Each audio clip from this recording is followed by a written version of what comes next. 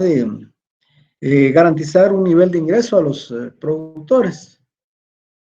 Bueno, estos productores al recibir subsidios pueden o vender bienes a un bajo. Entonces, los países para defenderse de una llamada competencia desleal, un tipo de traba, es la producción nacional sea competencia, una competencia, en este caso se le llama en la, propiamente en la productividad o en la eficiencia de los productores que envían el producto, en ayuda que reciben del Estado, de su propio Estado. Entonces, el país que los importa pone de regulación o limitación de ingreso. Aquí tenemos una noticia desde del mayo de 2018 y trabas al ingreso CATE mexicano. Este es un importado por empresas en este artículo dice que no lo este fruto desde México debido a que el Ministerio de Agricultura, en este caso de Guatemala, se exige presentar un certificado fitosanitario que los proveedores no emiten. Es lo que se solicita, que estas trabas estas trabas que coloca Guatemala, es de que los ministerios de cultura de los dos países se ponen de acuerdo. Guatemala, por ejemplo, por razones de algún tipo de plaga, alguna enfermedad que sufran el producto de aguacate, y para que no se contamine nacional, exigen esas tipo el que está exportando debe dar fe, está libre de algún tipo de hongo, de larvas o que pertenece a una zona que está limpia de este tipo de males. Pero en sí, el ámbito de las barreras no arancelarias, una y que es barrera arancelaria porque no es un impuesto, pero se logra o se tiene como resultado no se pueda en producto. Entonces, de ese cuenta tenemos los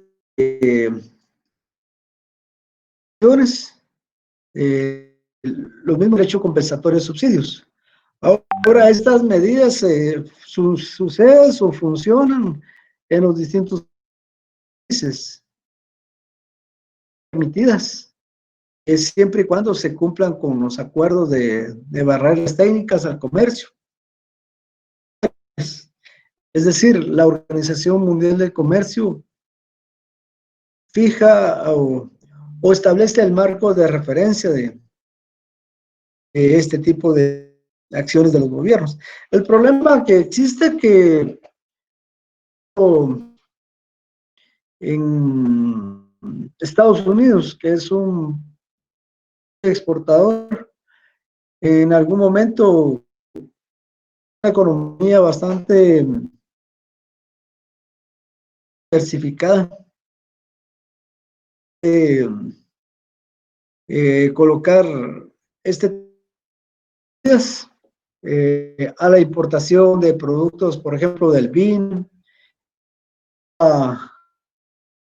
de la uva, del aceite,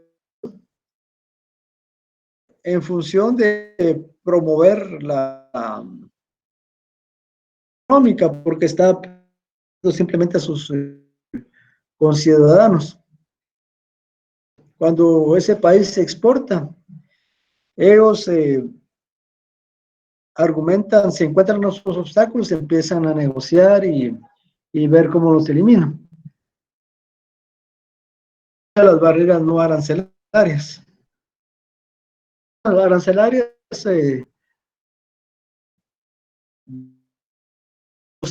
dos clases,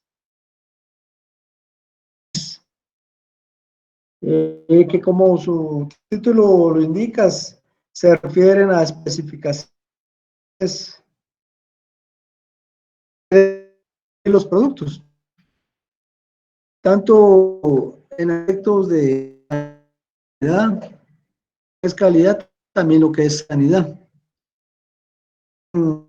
Como aspecto técnico, son especificaciones o especificaciones de cumplimiento del mismo.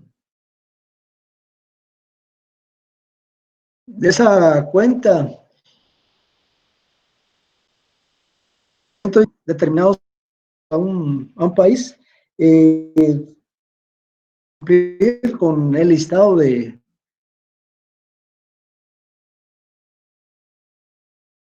Aquí indica que todas estas disposiciones son de calidad del producto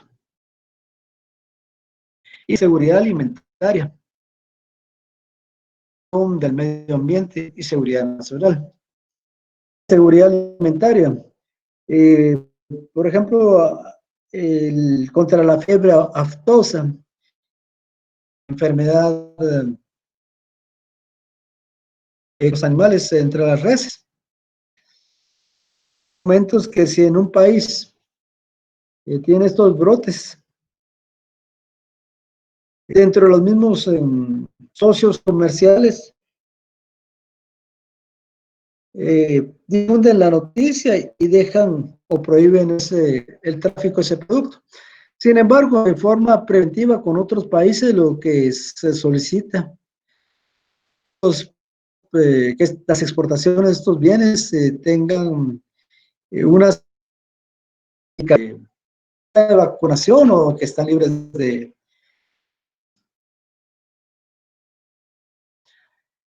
En este caso, pues, se vuelve una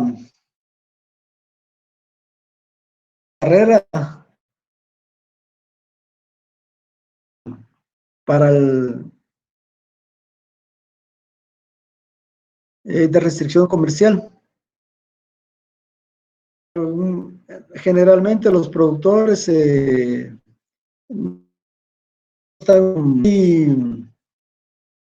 con este tipo de medidas.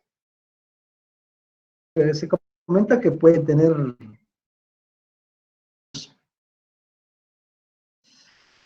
efectos en el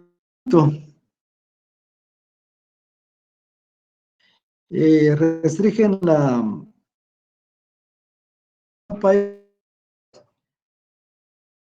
ingreso, da certeza al consumidor de la calidad del producto.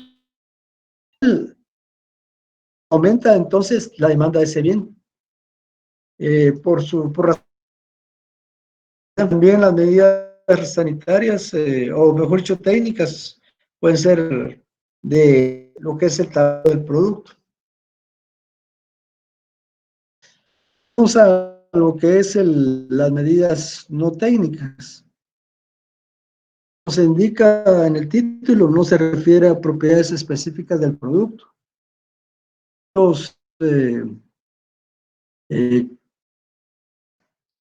Se menciona el caso del transporte, el tema del embalaje, los trámites aduaneros, las normas comerciales y las políticas fiscales. Las normas comerciales, el cumplimiento de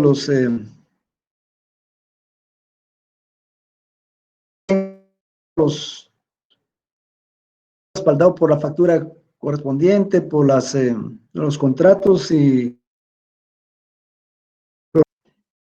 las políticas fiscales. Esto está más ligado al que en algún momento el Estado sea considerar aspectos de de un producto afecta la recaudación, competir con otros. Aquí tenemos que son los efectos,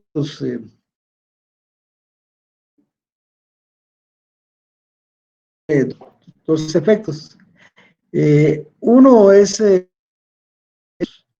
a pesar de que esto no significa un impuesto que en sí es monetario, las barreras comerciales entorpecen el tráfico comercial.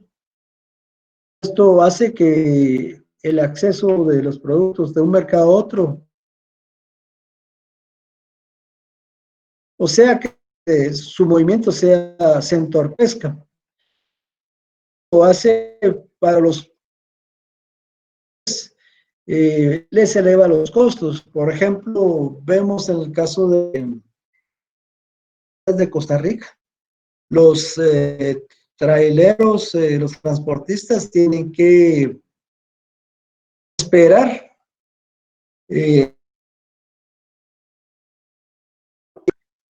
siguiendo el orden de su llegada hasta que las autoridades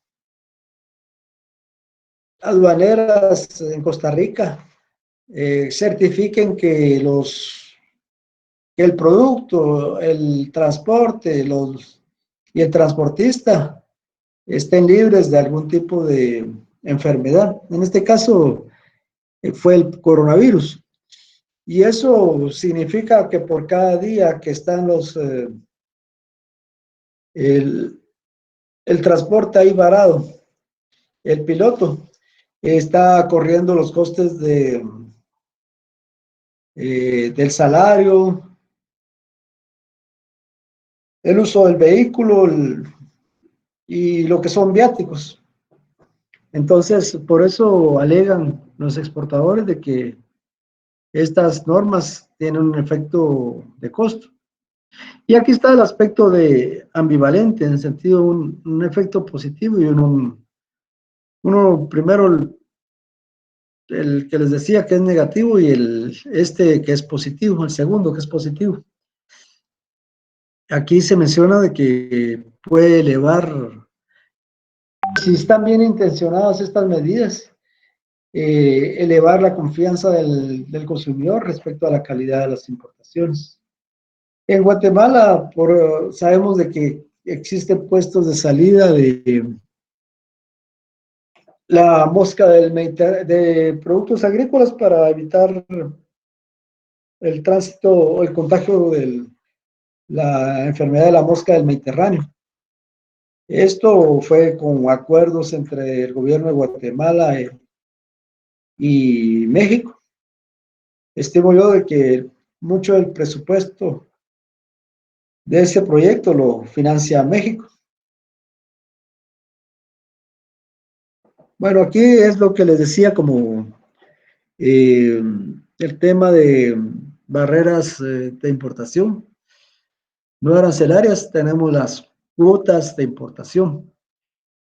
El otro nombre de las cuotas de importación se denominan contingentes. La palabra contingente sabemos es un término que puede referirse a algo que pasa o no pasa. En este caso, la contingencia. En este caso, como contingente a nivel del comercio internacional, nos referimos a una, a una cantidad específica que se le asigna a una economía para exportar de un bien particular. Y aquí se indica que es una restricción cuantitativa a la importación de un bien en particular, en el cual se especifica la cantidad máxima que se puede ingresar en un periodo dado. Aquí tenemos una nota de la agencia de noticias Reuters, que se especializa en lo que es información económica. Aquí menciona la decisión del gobierno de Estados Unidos de fijar una cuota.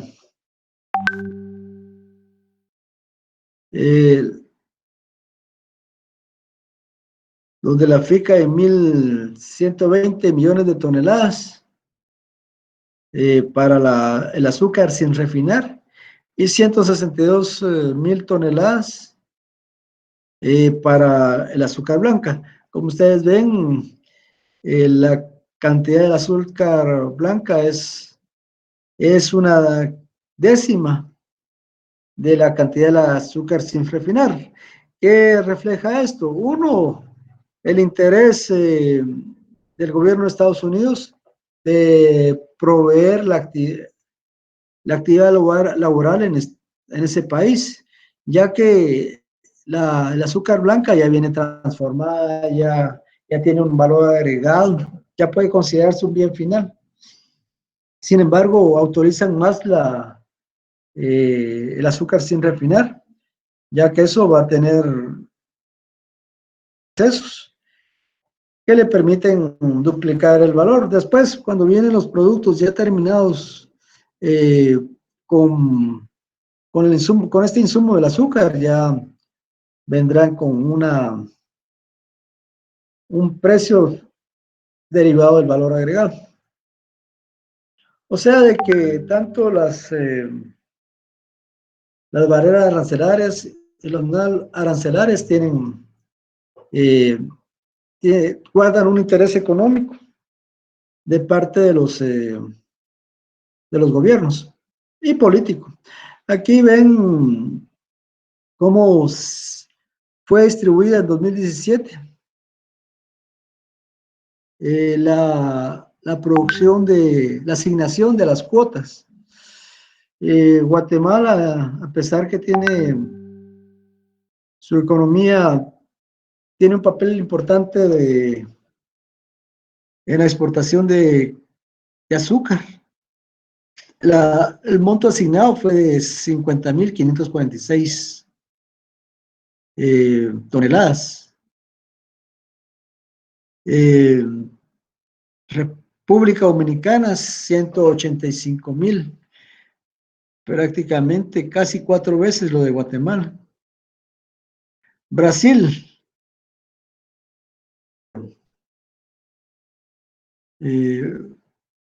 también fuerte capacidad exportadora, tiene 152.000 toneladas, 3 veces lo de Guatemala. Australia, que está del otro lado casi el doble de Guatemala. Y aquí, si fue favorecido o no el país con respecto al año anterior, el que salió más favorecido fue República Dominicana. Una situación que puede tomar el Estado para fijar esas cuotas es la capacidad productiva de cada país, la calidad del producto y también los intereses económicos que quisieran promover, dar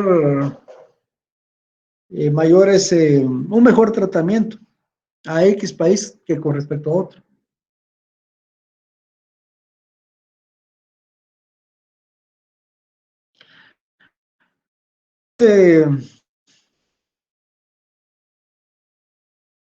Los argumentos de las barreras arancelarias y no arancelarias son estos que tenemos aquí. Mantener los estándares nacionales de vida. ¿A qué nos referimos ahí? A la protección a través de medidas fitosanitarias que garantizan que el producto, o que buscan garantizar que el producto extranjero ingrese al país con las condiciones más saludables, en el caso del primer punto. Igualación de los costos de producción, es decir, que los impuestos y las barreras no arancelarias, pero principalmente los impuestos, tiene la finalidad de hacer oportunidad de competitividad al productor nacional. Y el productor extranjero tiene una ventaja de un 10% en precios. Entonces, es el primer dato o la primera información que el hacedor de política o el productor nacional sobre lo que convendría sobre el nivel de aranceles o de impuestos al comercio interior. Y este tercero, que es una disposición que principalmente tuvo mucha fuerza, mucha importancia en los años 60, o sea, hace 60 años. Es el proceso de integración centroamericana. Argumento de las industrias incipientes, es decir, como cuando plantamos un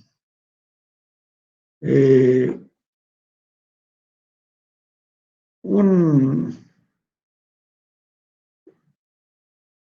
producto silvestre, se planta y empieza a desarrollarse.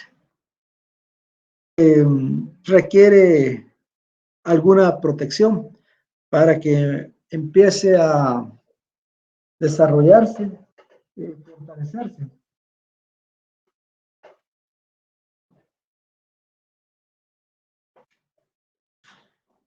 Entonces, ese criterio desde el 1800, 1900 se argumentó bastante que era de proteger a las industrias incipientes. Por ejemplo, en el caso de Guatemala, las industrias de calzado, industrias de alimentos.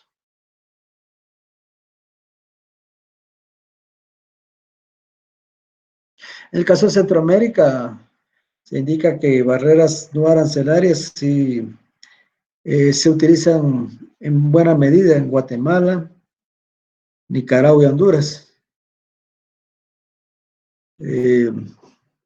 También le llaman medidas para arancelarias.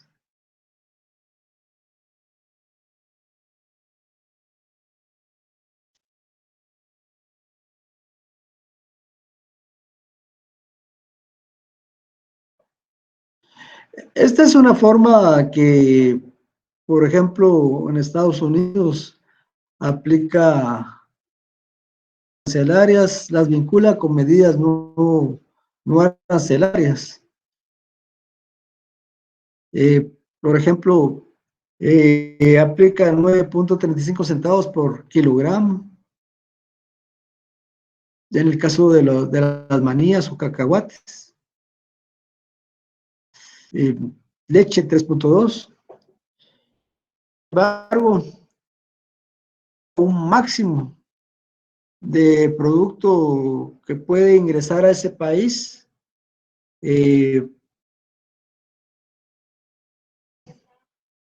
Ahora bien, ¿por qué pone Estados Unidos ese límite? Sucede de que debe haber fuera de sus fronteras países que tengan una actividad, una capacidad de producción, una productividad que les permita ser más competitivos para los productos, que con relación a los productos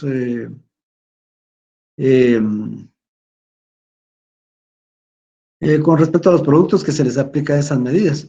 Por ejemplo, cacahuates, en este caso el sur de Estados Unidos, carne, pues Estados Unidos tiene la competencia, por ejemplo, de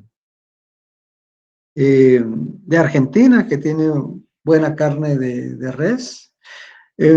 Carne que consumimos aquí que le llaman, bueno, le llaman de exportación, pero puede ser de importación, tanto de Estados Unidos o algún otro país exportador. Queso Roquefort, que puede ser queso europeo, algodón, ya sea de Vietnam o de la India, que tienen tradición. Entonces, Estados Unidos garantiza de que estos volúmenes no sean superados de tal manera de que se haga prohibitiva su importación. Aquí vean ustedes qué es lo que puede hacer el gobierno de Estados Unidos, pues aplicarle un impuesto al valor en de 187.9, el triple con respecto al que va a pagar el consumidor final, que en caso no tuviera impuestos, 31%, la leche 88.5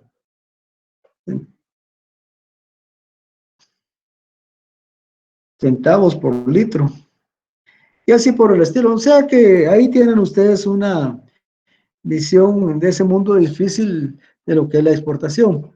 Es decir, si ustedes van a dedicarse a actividades de exportación, cumplir no solo aspectos de calidad, cantidad, conocer qué tipo de regulaciones les aplica, cuántos son los impuestos, cuánto es el precio de ese producto en el mercado doméstico,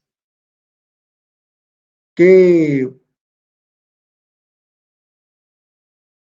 restricción adicional le coloca el gobierno de Estados Unidos. Por ejemplo, si es para ese país, hace muy difícil la exportación. Países que pueden ingresar muy bien a Estados Unidos son países que altamente productivos, tecnificados. En el caso de Guatemala, generalmente lo que exportamos para Estados Unidos son materias primas, materias con bajo valor agregado, de lo cual otros países desarrollados ya no están interesados en promover.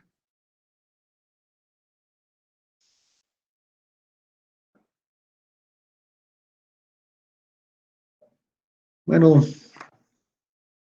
¿alguna pregunta? Lick, disculpe. Entonces eso quiere decir de que los países pueden importar y exportar productos a menos costos, pero el gobierno establece ciertas reglas para decir, miren, yo tengo que proteger a mis empresarios porque, por ejemplo, si entra carne de Argentina a Guatemala, a todos los ganaderos de Guatemala les va a ir mal, y por eso mejor no permito la importación de esa carne, o decir que yo no voy a pedir que importen azúcar de Cuba, pero si importo azúcar de Cuba y no le pongo restricciones, los ingenios de Guatemala van a caer. Sí, Entonces el poder de... Ajá, lo que quería decirles es que entonces que el gobierno tiene el poder de mejorar la economía, pero en pocas palabras no lo hace por proteger a los que tienen el poder, los empresarios. sí, es que también tiene razón lo que usted dice. Por ejemplo, en el caso de Guatemala, en el año 2000, tío, liberó el ingreso de azúcar cubana. Y bueno, hizo otras medidas que atentó contra empresas nacionales. Eso generó un gran conflicto con los empresarios. Digamos, a veces se justifica las barreras para protección de empresas, pero hay veces de que estas empresas cuando actúan de una forma monopólica, es decir, que ya llegan entonces a fijar precios que tienden a simplemente a vulnerar el bolsillo del consumidor. Entonces, ciertamente los aranceles ayudan a proteger, pero en algún momento esos aranceles se hacen tan lesivos que no permiten algún tipo de competencia extranjera que sea sana.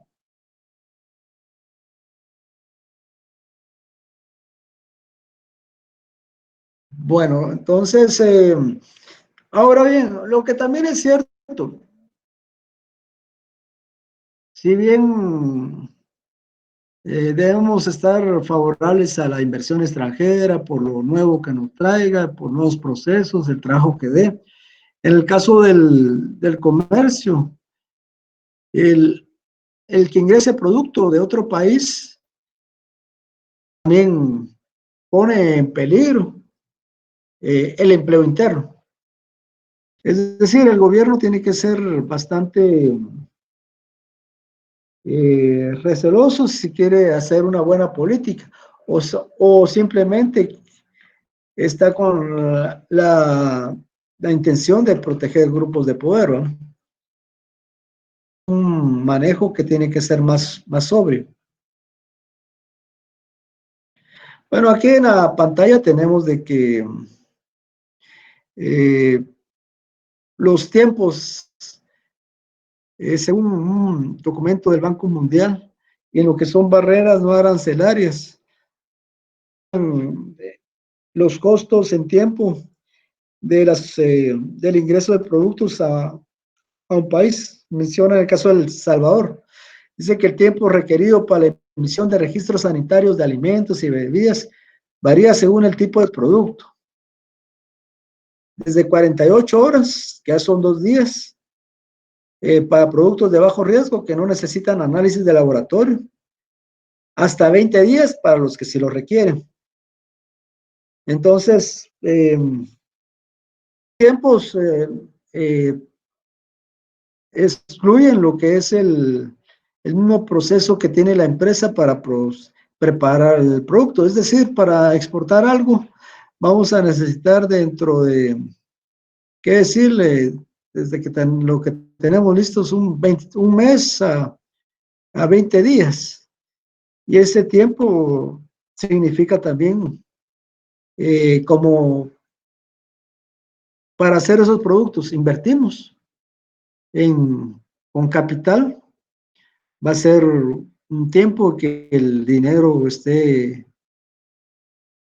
y es un costo financiero para la empresa. Entonces, y es aquí lo que vemos en esta parte final que es importante entender, porque a veces los gobiernos dicen que la innovación, la actividad exportadora a los países, hay que invitar a los pequeños productores, pero con esas restricciones no tienen la capacidad, el tiempo o los recursos para absorber esos tiempos de tráfico.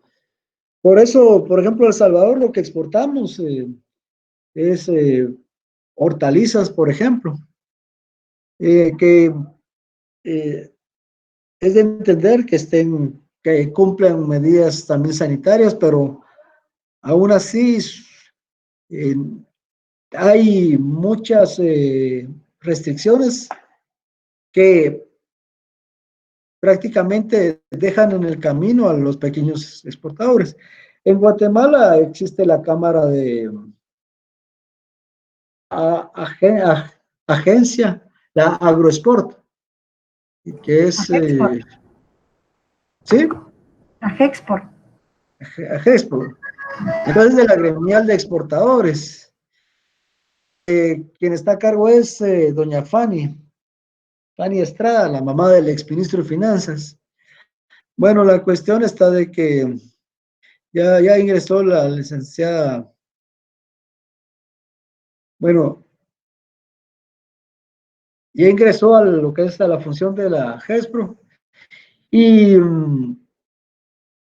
sin embargo los pequeños exportadores tienen que hacer esfuerzos económicos para poderse, eh, para poder mantenerse, sostenerse O sea que prácticamente se les cierra las puertas. Aparte de que como manejan volúmenes reducidos, no logran lo que le llamamos las economías de escala, que ustedes ya conocen y que tal vez ya olvidaron. Sus costos promedios tienden a ser más elevados, aunque se asocien, van a tener costos promedios elevados porque son pequeños productores. Entonces, es parte de los del país.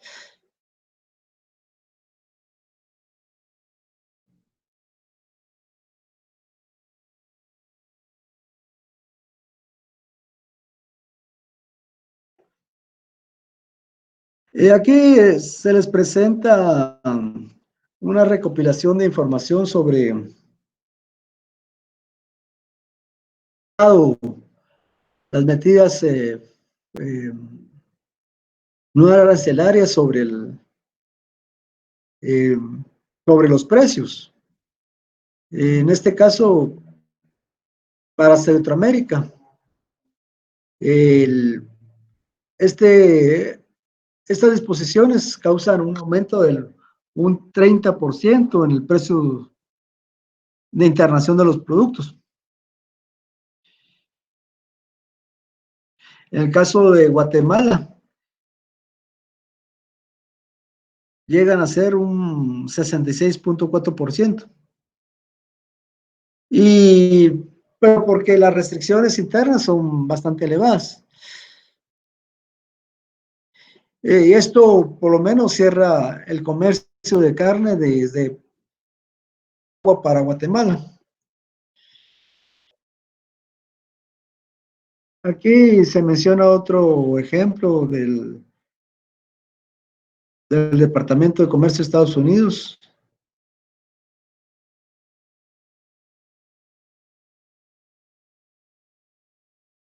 donde mencionan que en caso de subsidio al producto, los aranceles es importación. Los impuestos irían desde 50 a 60.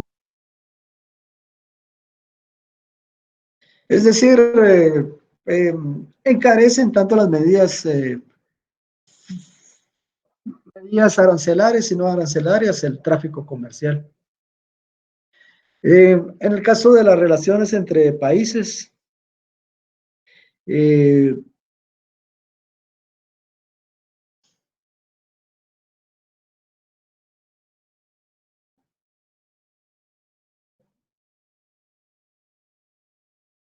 aquí se menciona que el Estado ofrece subsidios a la exportación.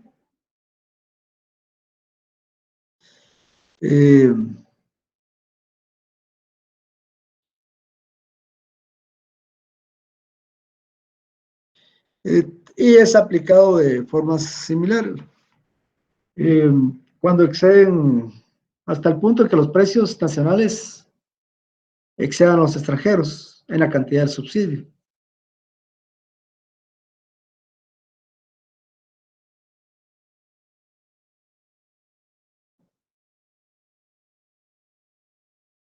Entonces, cuando hay subsidios a la exportación, los estados, por ejemplo, en el caso de Europa y Estados Unidos, se aplican subsidios a los productos agrícolas. Si vienen a Guatemala, son con precios muy bajos, pero porque reciben esas ayudas del Estado. Entonces, otros países, no Guatemala, lo que hace es aplicarle un impuesto a esos productos para compensarlos y hacer equivalente los precios de la competencia con el productor nacional.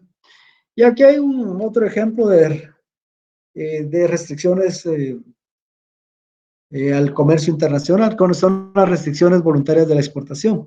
En este caso, se pone como ejemplo un productor japonés, el cual fijó o estableció con el gobierno de Estados Unidos hasta dónde iba a exportar un producto, en este caso eran automóviles, lo cual pues el mismo Estado exportador limita a sus propios productores la exportación del producto. ¿Por qué? Para no eh, poner en la política de Estados Unidos de que es una economía abierta. Entonces, para que Estados Unidos no sea señalado por otros por poner restricciones, entonces el mismo país exportador se pone restricciones a sí mismo. Es como cuando le pedimos a alguien más que haga lave los trapos sucios.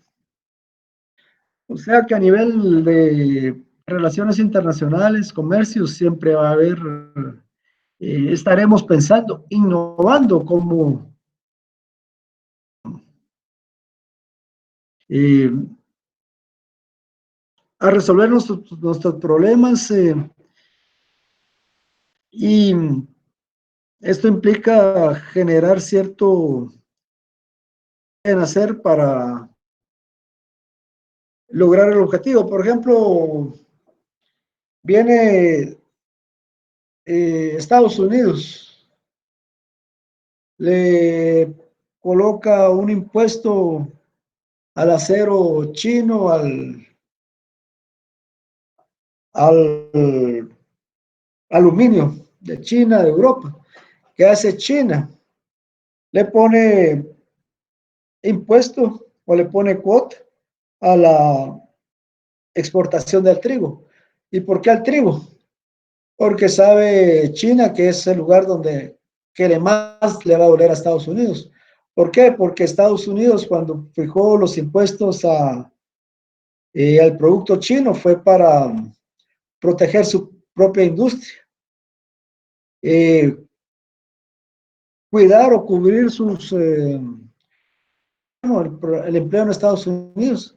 Entonces viene China y ve que la producción de trigo, las exportaciones generan una buena cantidad de empleo agrícola. Entonces le pone el impuesto a ese producto, de tal manera de que no puedan, eh, no puede ingresar el trigo a Estados Unidos. Entonces ahí el problema que tendrá es el importador, con, máxime si estamos en una temporada de cosecha, ¿qué puede hacer con ese producto? Y en el caso de China, de sus 1.200 habitantes deben consumir bastante trigo. Claro, parte lo abastecen de otros países, pero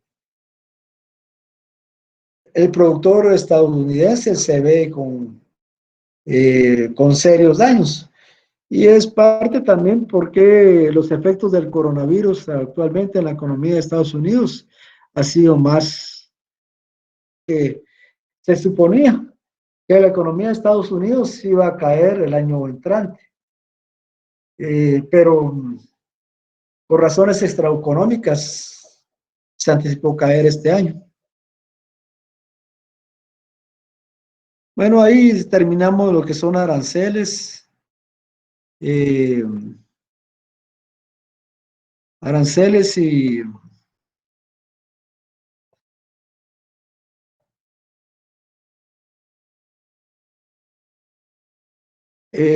medidas no arancelarias. Siguiendo con el programa, lo que nos toca es el tema de eh, tipos de cambios y paridades, de sistema de paridades. Esto ya lo empezamos a ver, incluso hubo alguna pregunta en el examen que tienen a su disposición. Por cierto, ¿cómo les ha ido en el área de exámenes? Porque los he notado muy calladitos a lo largo de la semana.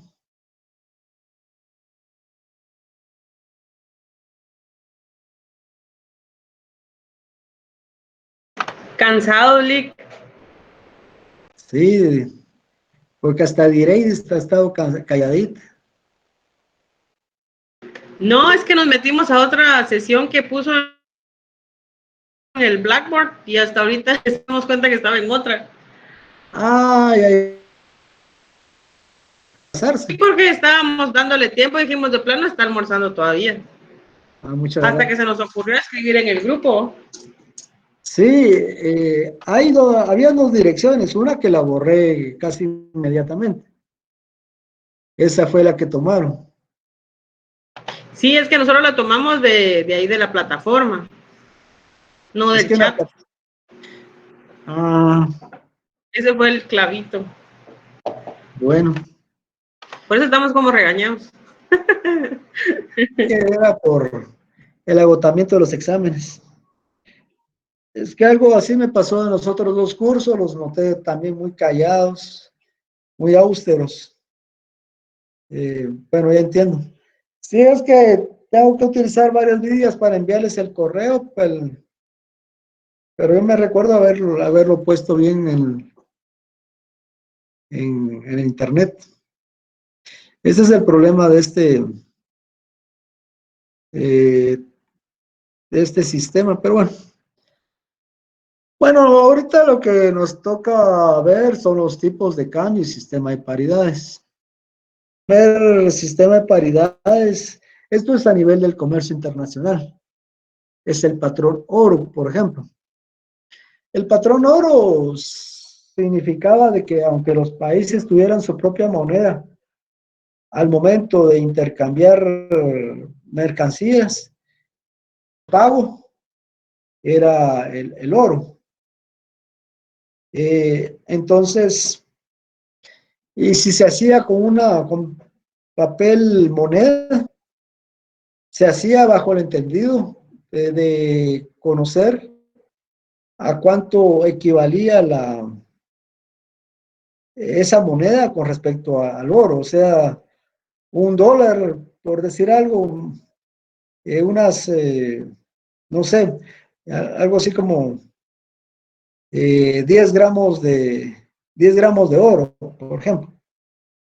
Un, una libra esterlina significaba una libra de plata, su equivalente en oro, digamos 5 gramos de oro.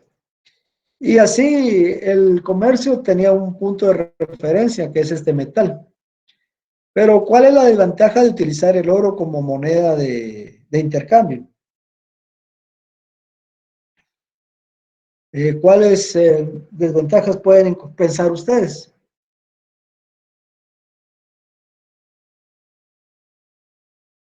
Bueno, la principal desventaja es que la producción de oro no es algo que sea muy activo. En cambio, el tráfico comercial requiere de un equivalente que esté ahí.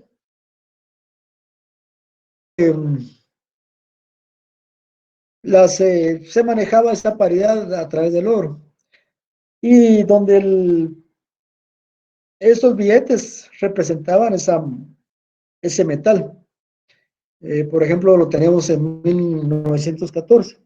Se mantuvo durante muchos años, antes de 1914, se mantuvo por muchos años. En los primeros años era el puro metal.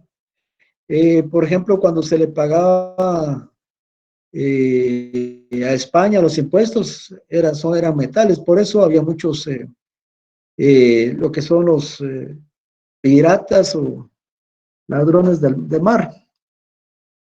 Eh, y la otra situación de que con el tiempo, al momento hasta 1971, que el gobierno de Estados Unidos se ha estado endeudando mucho tiempo atrás. Y la paridad que existía antes de 1971 era de $35 por onza de oro. Es decir, si Estados Unidos tuviera una balanza comercial deficitaria de 35 millones de dólares, es que está obligada a pagarles a sus proveedores 1 millón de onzas de oro. Naturalmente, ya con los años ya no fueron 35 millones de dólares, ya fueron dólares.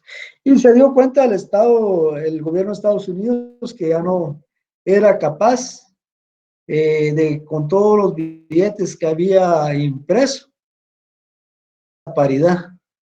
Ya no podía entregar 35 dólares. Entonces vino Richard Nixon y puso fin a ese patronor. Una causa que contribuyó a esta situación fue la misma guerra de Vietnam, 1969, donde el gobierno de Estados Unidos, para poderse financiar, tuvo que imprimir más papel moneda. Y a partir de ahí se erige el dólar como dinero mundial, ya sin respaldo del oro, sino que su respaldo es su producción, su productividad. De que ese sería prácticamente los antecedentes del patrón oro. A partir de ahí ya surgen los otros sistemas de tipo de cambio. El tipo de cambio fijo, el tipo de cambio variable.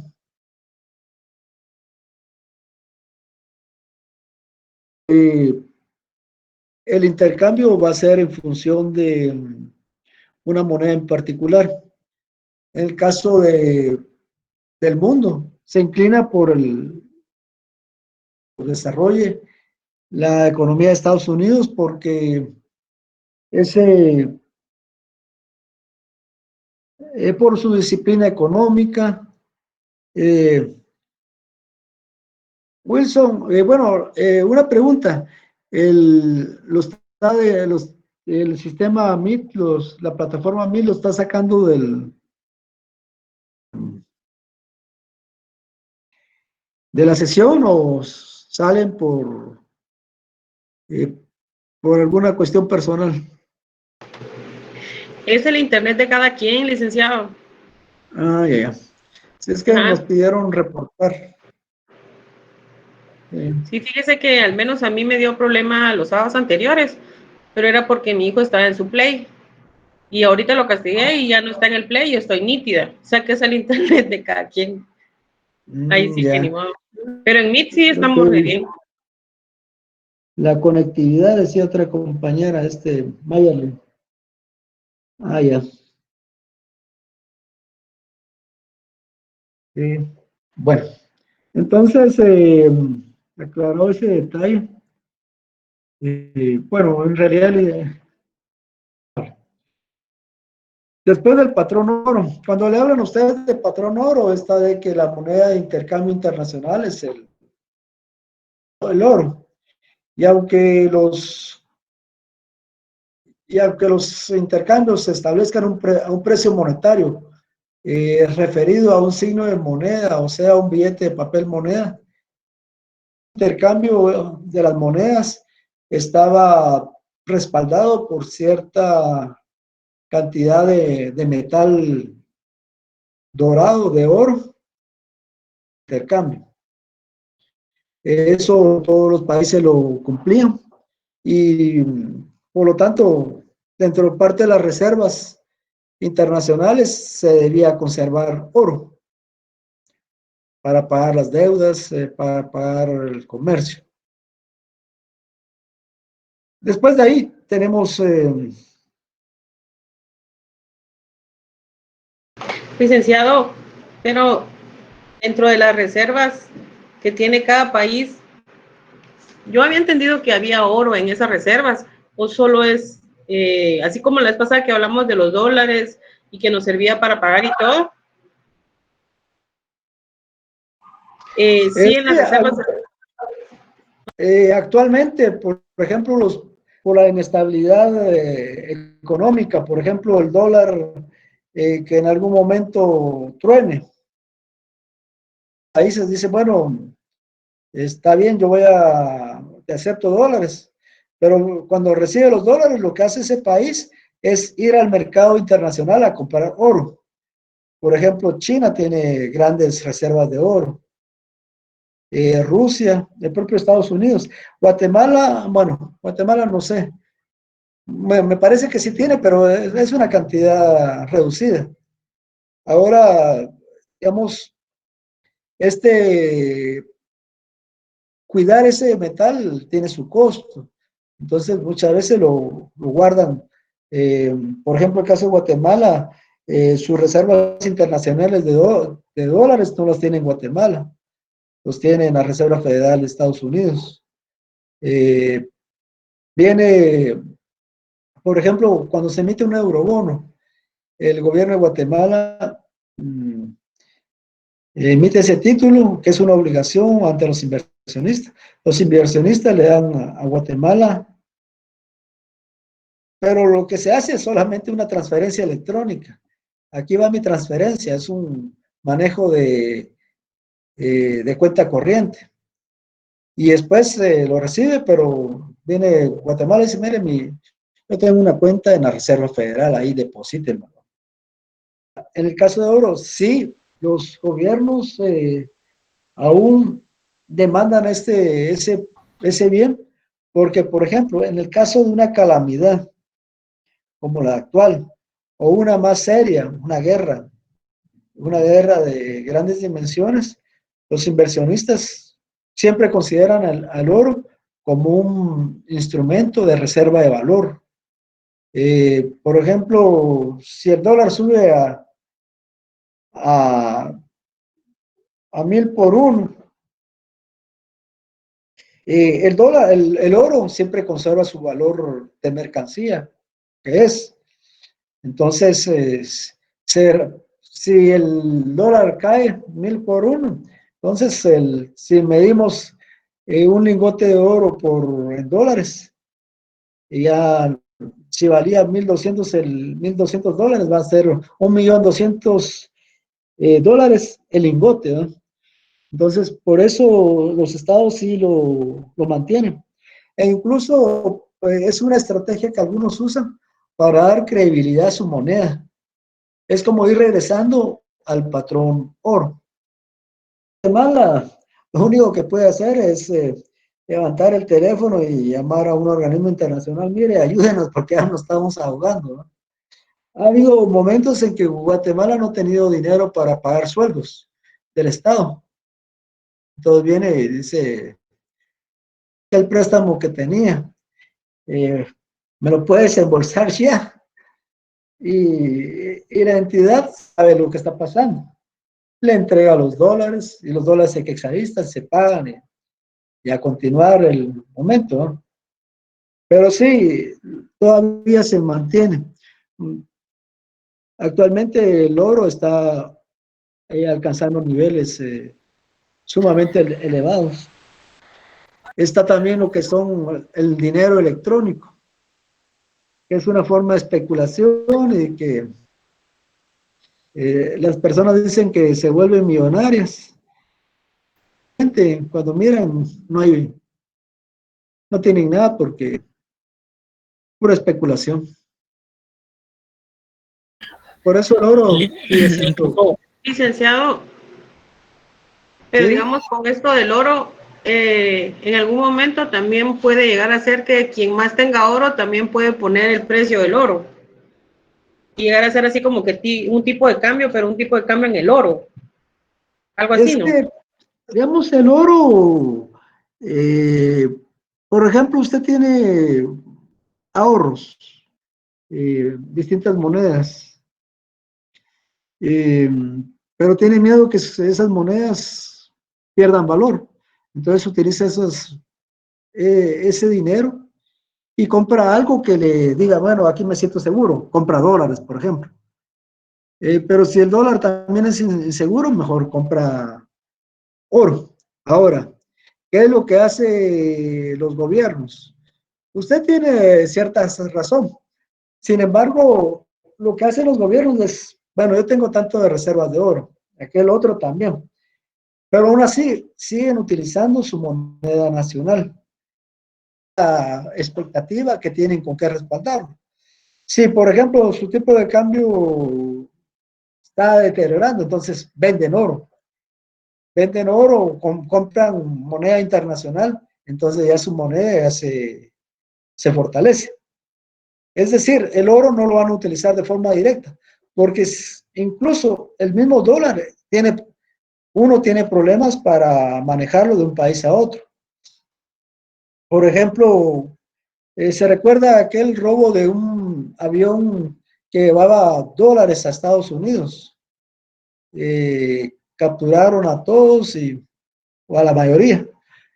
La cuestión está de que esa moneda para un banquero le representa costos de guardarlo, costos de invertirlo. Entonces mejor lo devuelve a la economía estadounidense. En Guatemala lo que le sirva.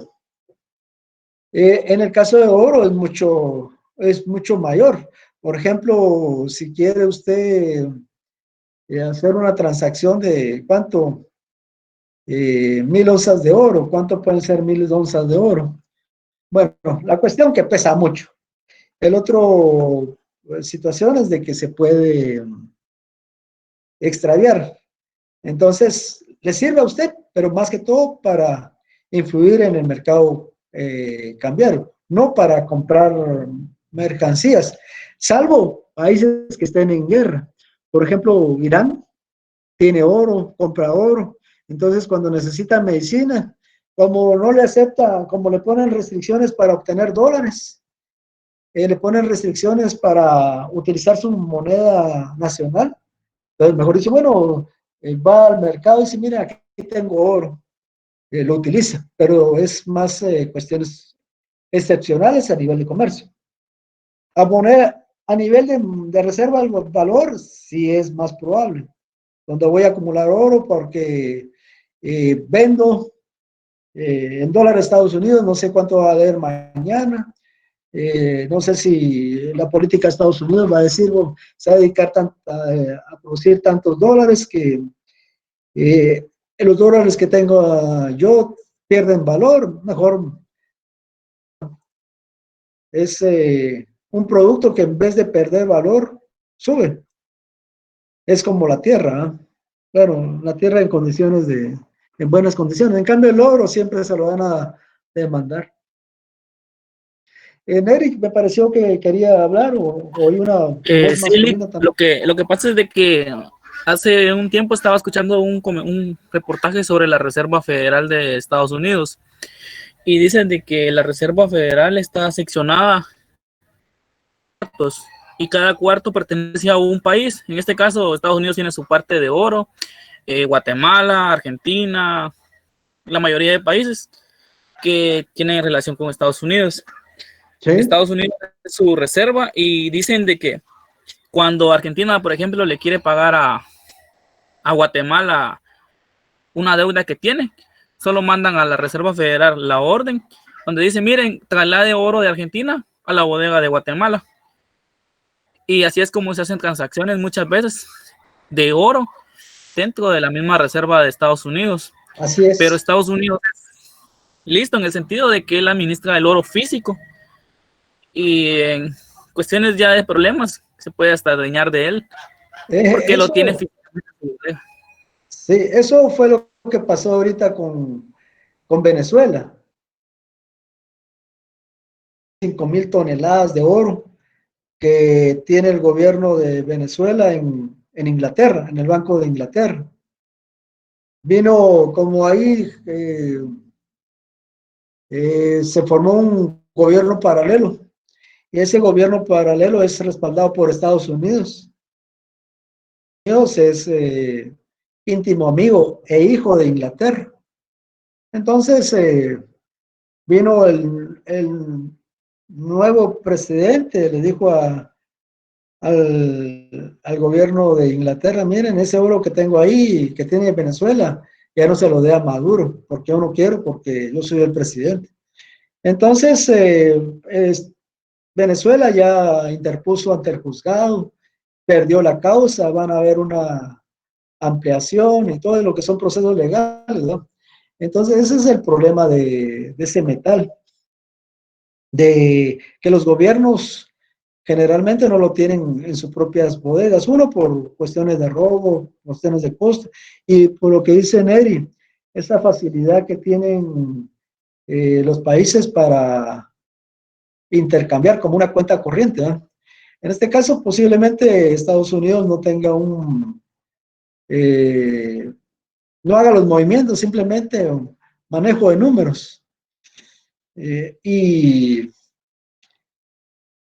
es algo que, lo que sí quiero decir que es una cuestión de forma excepcional, no Uno de los para... problemas que dicen que hay en la Reserva Federal es que una vez hicieron un registro sobre la bodega de uno de los países y resulta de que faltaba más de la tercera parte del oro de ese país y no sabían en dónde estaba.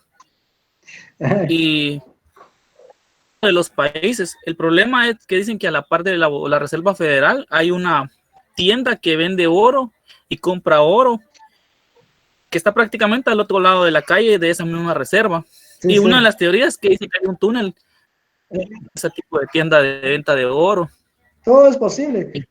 El oro falta directamente en la reserva, el oro de otros países, cuando hacen registros.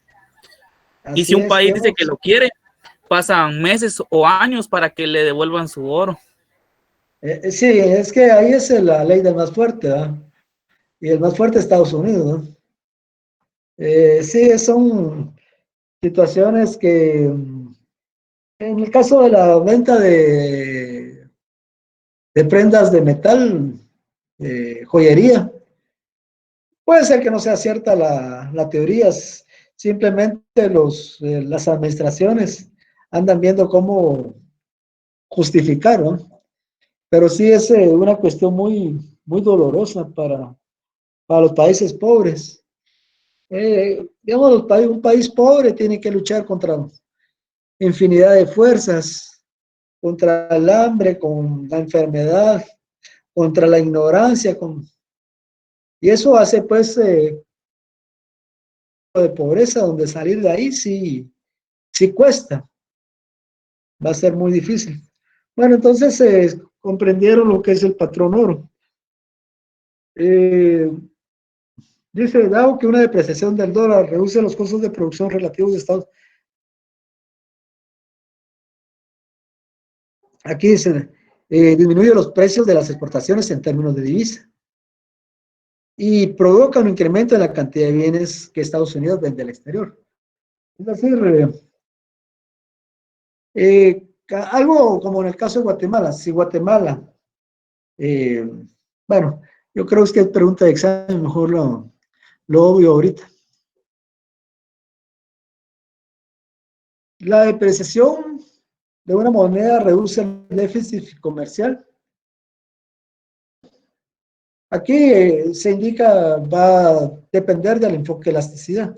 En este caso, la elasticidad se refiere a esa capacidad del aparato productivo del país para ofrecer más al exterior. Pero si, por ejemplo, depreciamos la moneda, pero son productos agrícolas, producir más productos agrícolas no es de la noche a la mañana. Tenemos que desbrozar terrenos y que sean aptos para ese tipo de cultivo. Bueno, en cuanto al consumidor, le afectan los cambios en la paridad de monedas internacionales. Si el yen japonés o la libra británica se aprecian frente al dólar, le costará más comprar aparatos de televisión japoneses o automóviles británicos, dice aquí. Bueno, lo que indica acá está de que todo el mercado de moneda extranjera son, como están sujetos a la oferta y la demanda, está en un movimiento constante. Entonces, la propia depreciación de la moneda del dólar estadounidense puede estar en un momento y en otro momento cambiar la situación porque las otras monedas también tienen un cambio. Si se deprecia una moneda, significa que por un yen, más dólares eh, el que está entregando los yenes o las libras británicas, libra esterlina. Entonces, si el precio está en dólares, con menos yenes podré comprar más productos norteamericanos. O sea que la depreciación sí favorece a ese. El cuánto lo va a favorecer va a depender, como se les dice aquí, del enfoque de elasticidad. Ahora podrá favorecer el comercial. En un momento sí lo puede favorecer, pero va a ser de forma temporal porque las demás economías también reaccionan. Vamos a ver cuánto nos falta. 4 diapositivas. La semana entrante tenemos presentación, ¿verdad? Ya el grupo lo que tiene que hacer es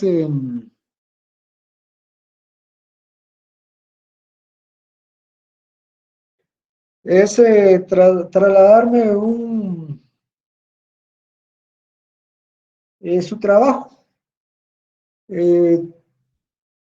No tengo una noción específica cómo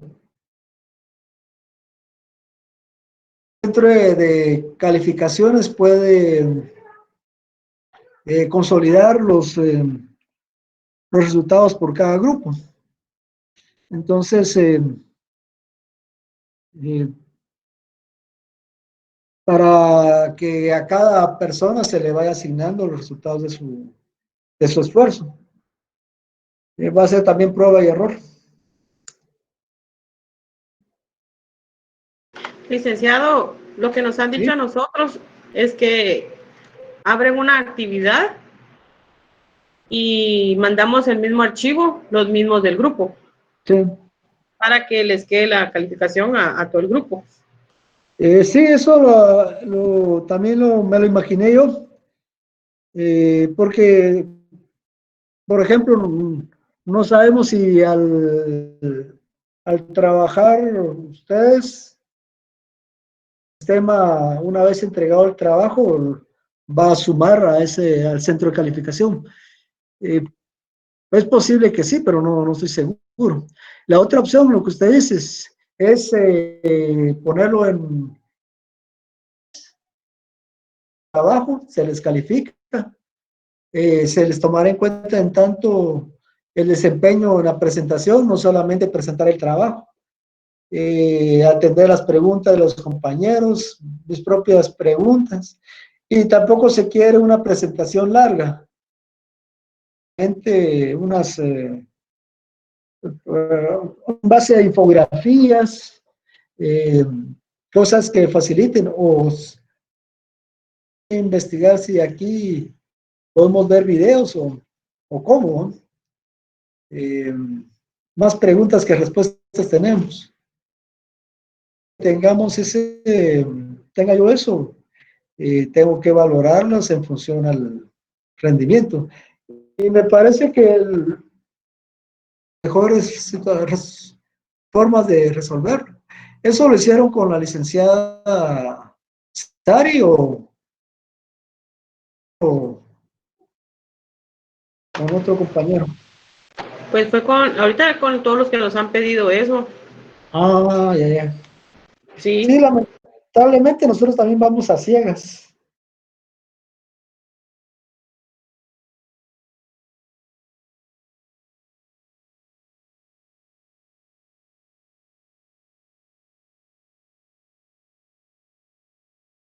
Y aquí está a las 2:16 la la compañera Direide nos decía que dónde estábamos.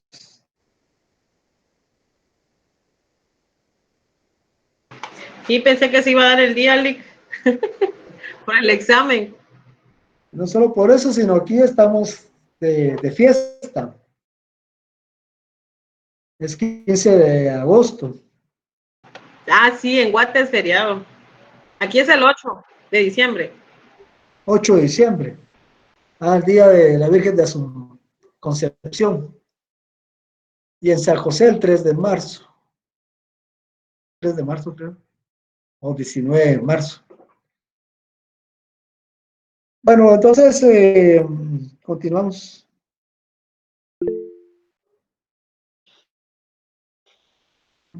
Bueno, a O sea que nivel usted tenía feriado hoy. aquí sí. Pero sí, no. Sí, no, así es porque Sí. supuestamente el puesto de trabajo está allá aquí en la capital, el lunes ya emitió un acuerdo gubernativo el presidente para darle descanso a los empleados públicos que residen en la capital,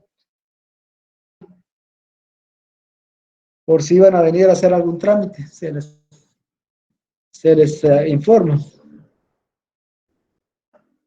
Ah, ok. Gracias, Lick. Vaya. Bueno, la O sea devaluación, que, ¿sí? es que no, los bancos no afectan acá, ¿verdad? Porque si no, los bancos serían el lunes cerrado también. Eso sí no he visto. Solo No. parte del gobierno, solo son sistema público, parece. Sí, en realidad Junta Monetaria dio descanso ayer a lo que son las entidades bancarias. Si no les afectó lo de ayer, entonces ya no les afecta el lunes. Es que solo estaba viendo que el sector privado no entra en cuenta con eso, Lick.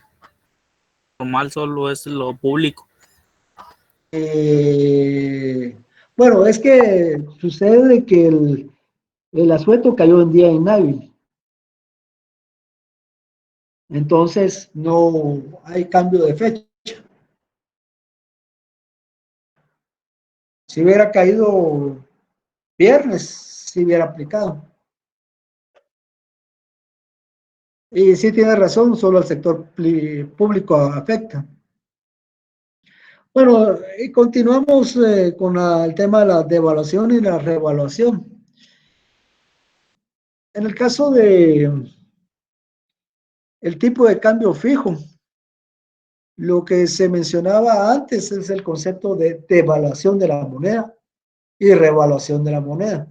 La devaluación cuando perdía valor frente a otras monedas, cuando recuperaba. Pero esto es, y el tipo de cambio fijo era la autoridad monetaria, en este caso el Banco Central, el que fijaba el nivel de paridad, uno por uno. Después lo pudo haber cambiado a 2 por 1, pero era el mismo gobierno el que hacía para de aquí en adelante. Eh,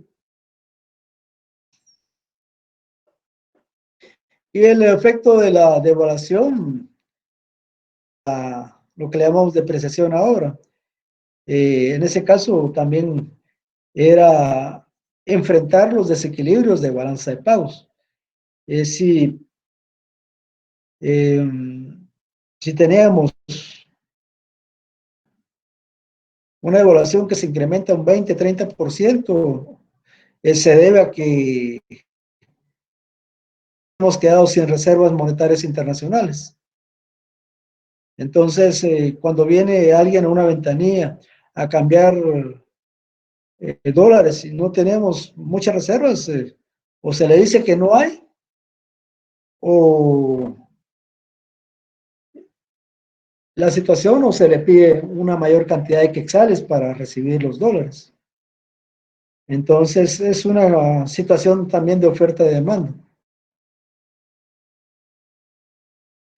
Y también el caso de la revaluación tenía ese efecto de compensar altos superávits. Eh, Aquí indica que la revaluación y la devaluación se refieren a la definición legal del valor de la paridad de la moneda en el caso de tipo de cambios fijos. Entonces, si ustedes hablan de un tipo de cambio fijo es porque ahí el Banco Central dice, mire, el tipo de cambio va a ser este. Pasa el tiempo y ¿cuál es el tipo de cambio? El que dice el Banco Central. Ahora ya no hablamos de tipo de cambio fijo, sino tipo de cambio flexible.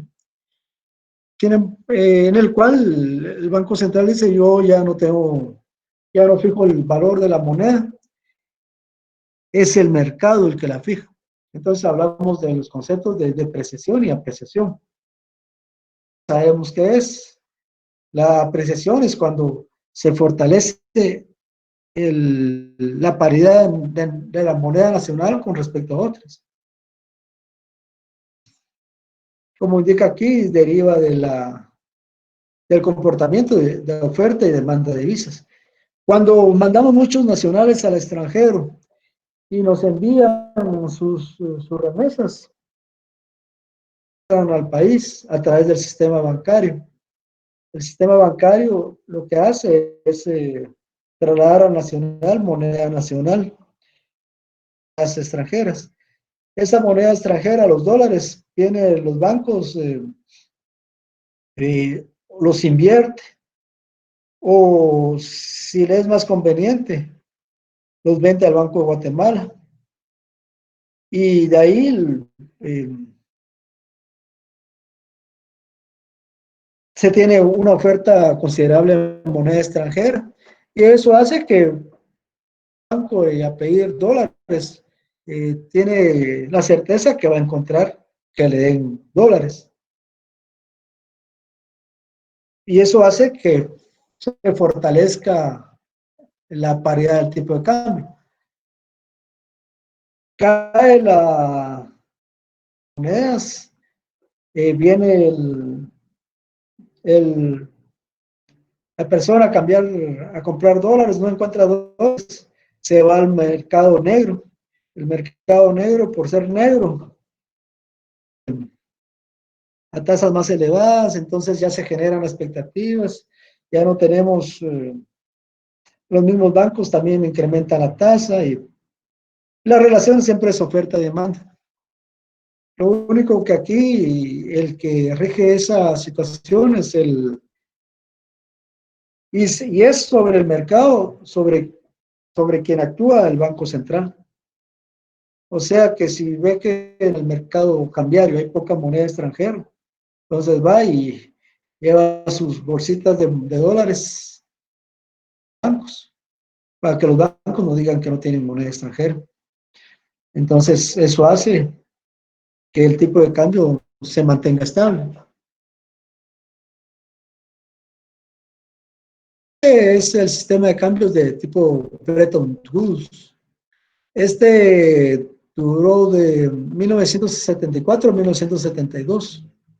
En 72 es cuando se terminó la paridad de oro. La cuestión de que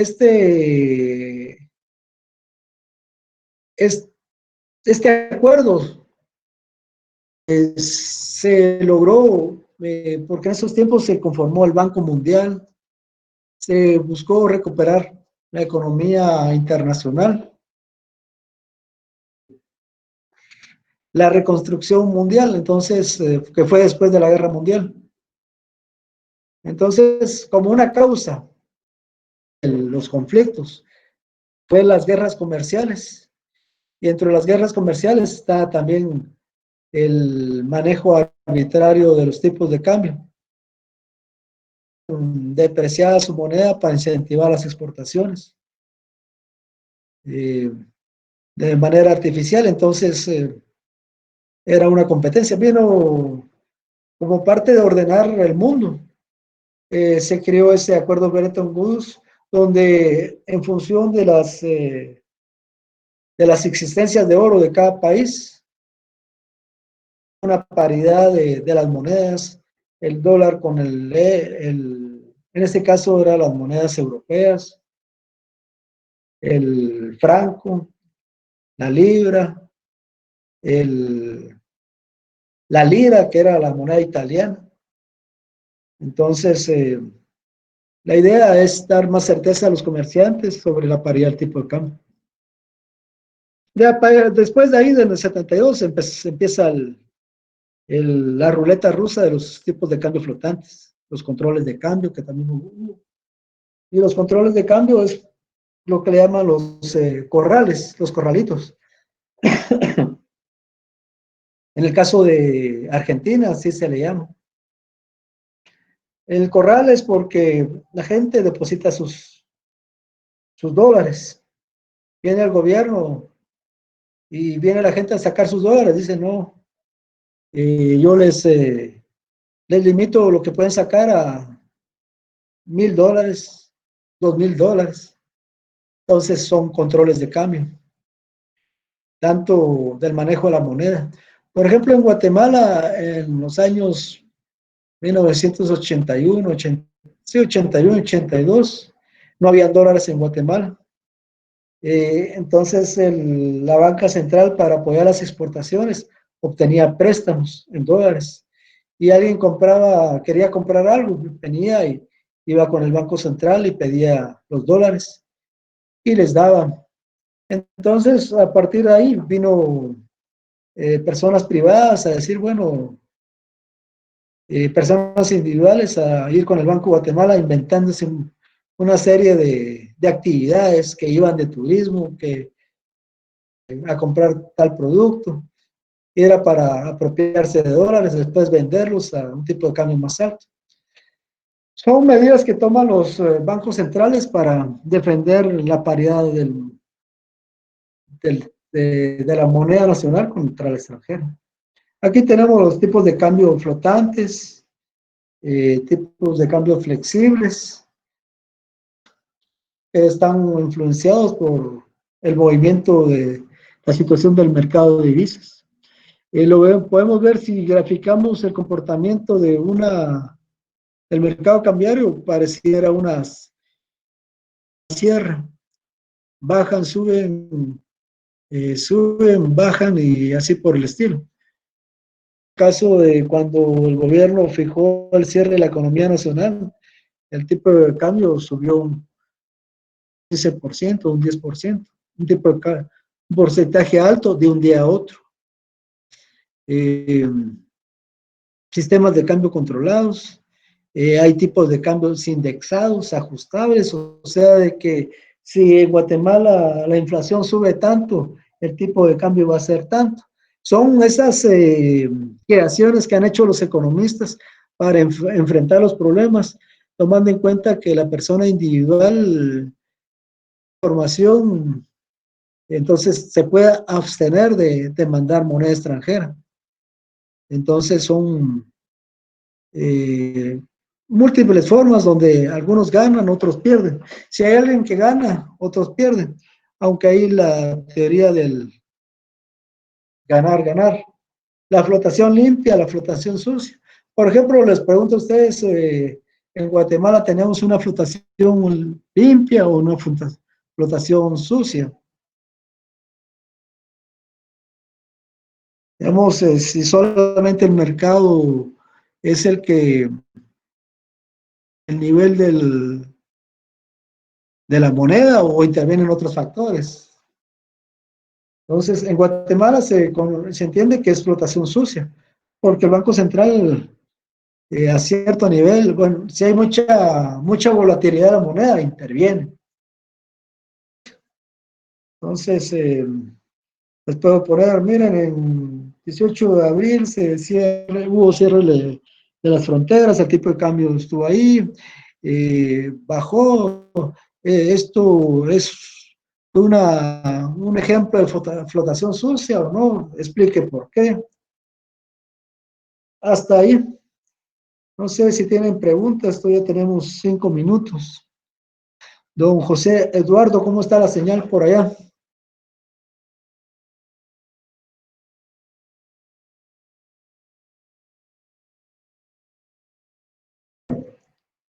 Es que el examen los tiene cansados. Bueno, jóvenes, ¿tienen preguntas? Lick, sí. Con respecto a eso de la fluctuación sucia de la moneda, considero que en Guatemala al momento se han tenido personas que han sabido administrar eso, Correcto. porque el quetzal no se ha devaluado en mucho tiempo con respecto al dólar, sino que se ha mantenido estable entre 7 y algo, a veces baja 6, y en algunos momentos ha subido a 8 en sentido de cambio de moneda. Considero de que a veces es necesario como que controlar eso para que no haya un descontrol total y se vaya al colapso de la economía. Es cierto. Aunque también en Es cierto. partes es malo porque a veces se descontrola todo. Es correcto, Neri, su comentario es valioso porque el tipo de cambio es un fundamental. Por ejemplo, sube en un 10% todos los días. ¿Cómo impactaría a nuestra economía? Estaríamos en una situación de zozobra. Sí, digamos, es flotación sucia. Y el Banco de Guatemala indica que no lo es, pero lo es y es positivo. Aunque mucho de ese éxito también hay que dárselo a nuestros connacionales que están allá en Estados Unidos. En mayo envían sus dólares a Guatemala. Y aunque pareciera irónico lo que comenté, pero el Banco de Guatemala dice, no, ya tenemos bien estudiados a nuestros nacionales a Estados Unidos. Se acuerdan siempre de su madrecita, el 10 de mayo le envían recursos, pero sí, es parte del sistema y hay que seguir adelante porque hay que luchar más cada vez. En algún momento hagamos que el país se levante. Bueno, jóvenes, con eso concluimos la actividad de hoy. Solamente recordándoles, la semana ya les vamos a poner una tarea y también vamos a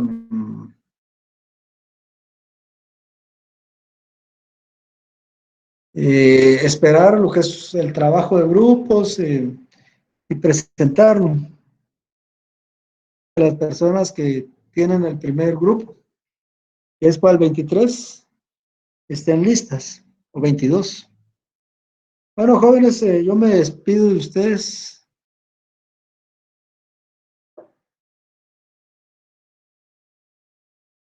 Pasen buena tarde. Feliz tarde, Lick. Gracias, Lick, se cuida. No, feliz tarde. Ahí se acuerda de nosotros. Ya, ya. Bendiciones. Feliz tarde, licenciado. Buena tarde. El 19 de marzo fue el cierre de las fronteras. Bueno,